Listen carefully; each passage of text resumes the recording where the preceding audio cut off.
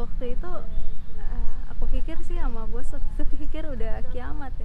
Getaran gempa itu kuat banget, kita nggak bisa berdiri dan orang itu pada lari-lari berseliweran di jalan. Terus ada yang teriak tsunami, ada yang udah bertakbir Allahu Akbar. Jadi ya pikirannya kacau aja waktu itu. Bayangkan ada berapa ratus rumah, berapa ribu jiwa yang menghuni tanah ini kemudian hilang begitu saja ditelan bumi. Literally ditelan bumi.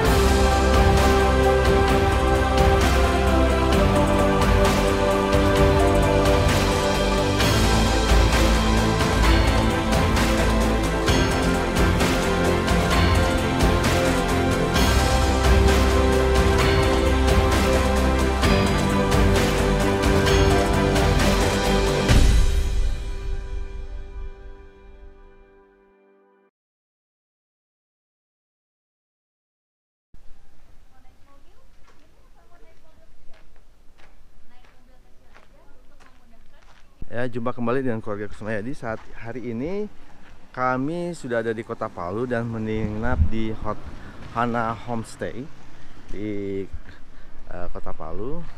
Dan rencananya hari ini, pagi ini kami akan mengunjungi berbagai atau menapak tilas kejadian gempa bumi, likuifaksi dan juga tsunami di Kota Palu bersama Tante Ica, pemilik homestay.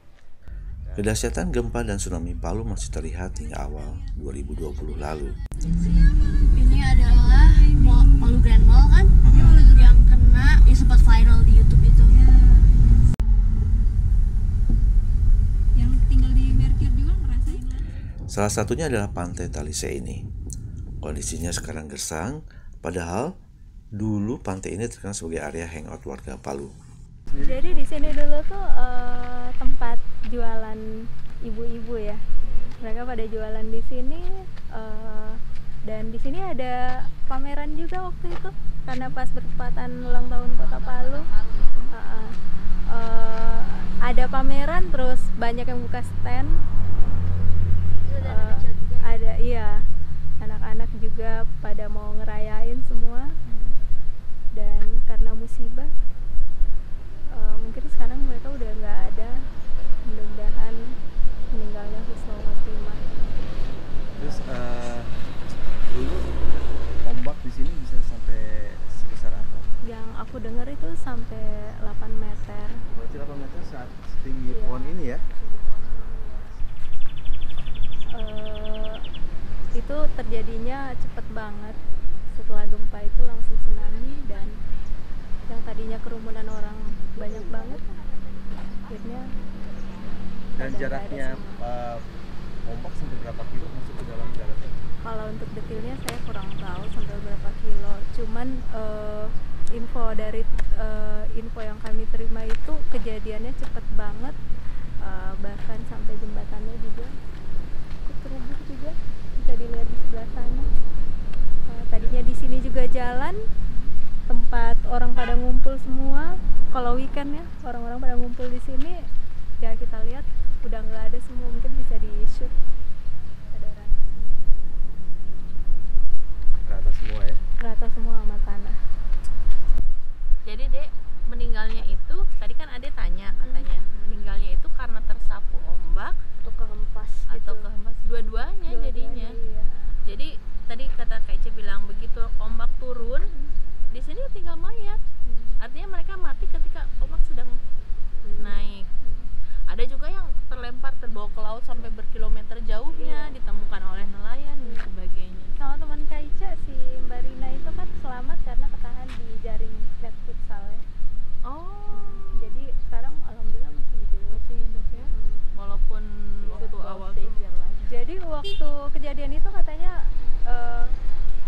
tsunami datang tiba-tiba udah berubah jadi hitam. Pas beliau sadar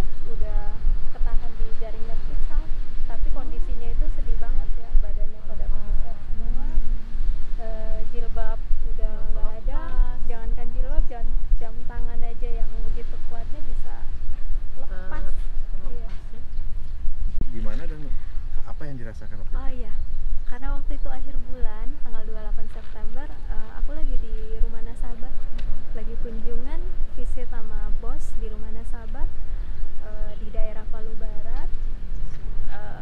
Waktu itu kita kunjungannya itu kebetulan ke salah satu distributor yang suplai makanan di sini, Sulawesi Tengah. Kondisinya waktu itu kita berada di rumah beliau yang cukup tua dan tiba-tiba lampu padam, mejanya itu bergetar, sepatu sama handphone saya langsung kelepas. Saking kuatnya kita mau keluar, pintunya udah tiba-tiba kekunci. Terus nasabah saya itu kebetulan stroke, saking kencangnya gempa itu beliau stroke, nggak bisa jalan. Saking kuatnya gempa, tiba-tiba beliau berdiri dan langsung lari ke jalan. Iya, begitu kita bisa ngebuka pintunya kebuka, lari ke jalan, kaget juga lihat kondisi jalan. Waktu itu jalannya udah bergetar kuat banget, nggak bisa berdiri, dan kendaraan yang lewat itu yang motor rata-rata jatuh sih. Iya. Terus kondisi yang dihadapi gimana? Masih bisa berpikir dengan jernih atau gimana? Halu atau seperti apa? Waktu itu aku pikir sih sama bos, waktu itu pikir udah kiamat ya. Karena kan gelap kan, lampu mati, kepikirannya itu aja sih.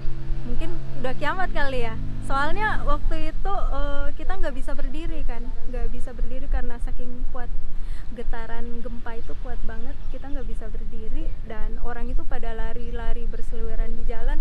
Terus ada yang teriak tsunami, ada yang udah bertakbir Allahu Akbar. Jadi ya pikirannya kacau aja waktu itu. Ya pemirsa, tanda-tanda bekas tsunami maupun gempa di Palu bisa dilihat dari kondisi di tempat ini. Bisa disaksikan bagaimana tadinya ada 2 lajur jalan, sekarang yang lajur sebelah kanan rusak berat dan belum diperbaiki oleh pihak pemerintah, dan sekarang langsung berhubungan langsung dengan laut tidak jauh. Menurut warga, jika ada pasang maka justru air laut naik ke jalan yang sebelah kirinya. Dan inilah betapa hebatnya tsunami maupun gempa yang menimpa Palu pada Gempa Palu terjadi pada tanggal 28 September 2018. Goncangannya mencapai 7,4 pada skala Richter pada kedalaman 10 km di Teluk Palu dan Donggala. Korban jiwa di seluruh Sulawesi Tengah mencapai lebih dari 4.300 orang dengan kerugian material mencapai 18,5 triliun rupiah.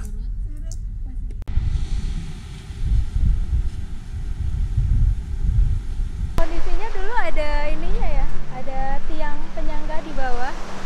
Mungkin karena saking kuatnya terjangan ombak pada saat tsunami itu, tiangnya itu lepas dan sekarang bisa dilihat kondisinya udah kayak gini. Dan posisinya udah miring. Tapi sebelumnya emang terapung sih. Gempa Palu memicu likuifaksi di Kelurahan Balaroa dan Petobo. Pengenceran tanah ini menyebabkan lebih dari 1.000 orang tewas dan 850 hilang. Mengingat ini, Ambu pun jadi sedih. Aduh, sedih juga ya. Jadi ini dulu adalah perkampungan, tempat masa kecilnya Kak Ica ya. Rumah orang tua di sini ya Kak Ica ya. Jadi satu kampung ini ditelan oleh likuifaksi. Bisa kita lihat tidak ada satupun rumah yang survive. Itu adalah rumah baru yang tadinya seperti tanah seperti rawa ya, sekarang sudah ditumbuhi oleh ilalang. Ya ini sangat shocking experience sih. Iya, bayangkan ada berapa ratus rumah, berapa ribu jiwa yang menghuni tanah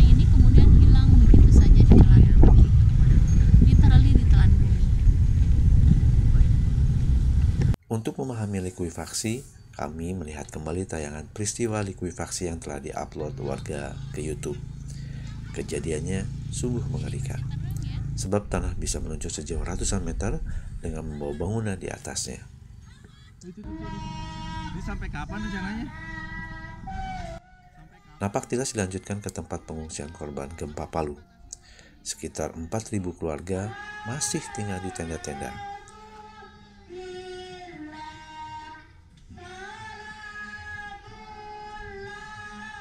Kondisinya sungguh memprihatinkan karena fasilitas hidup terbilang ala kadarnya.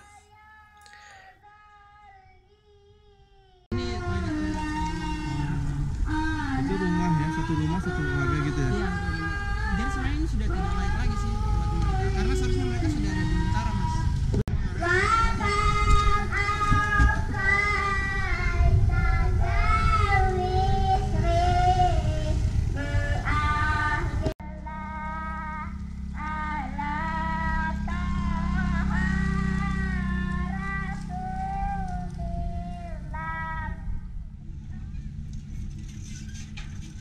Pemerintah belum membangun rumah hunian sementara atau huntara karena sebagian dari pengungsi menolak direlokasi. Alasannya, lokasi huntara mereka jauh dari tempat kerja. Untuk itu mereka memilih untuk tetap tinggal di tenda-tenda darurat.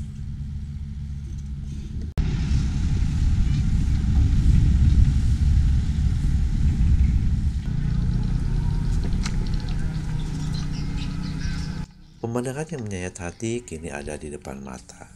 Saat pulang, kami melewati kawasan yang dulu menjadi pusat likuifaksi. Rumah-rumah terlihat amblas antara 1 hingga 2 meter tertelan tanah. Menurut warga Palu, sebagian korban tewas masih terkubur di antara puing.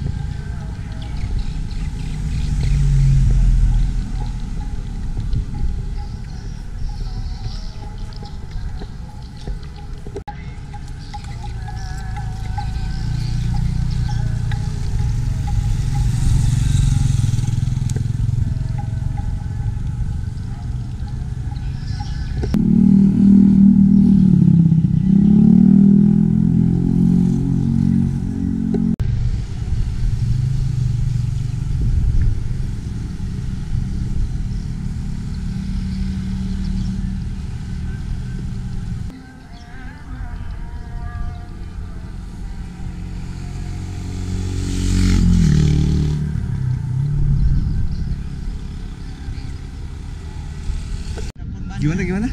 Kalau ada bendera seperti itu berarti di bawahnya masih ada keluarga korban. Yang meninggal? Iya, berarti mereka belum ada keluarganya di bawah situ. Jadi yang ada tanda-tanda bendera berarti masih ada keluarganya. Tapi rumah berarti nggak berubah atau masih?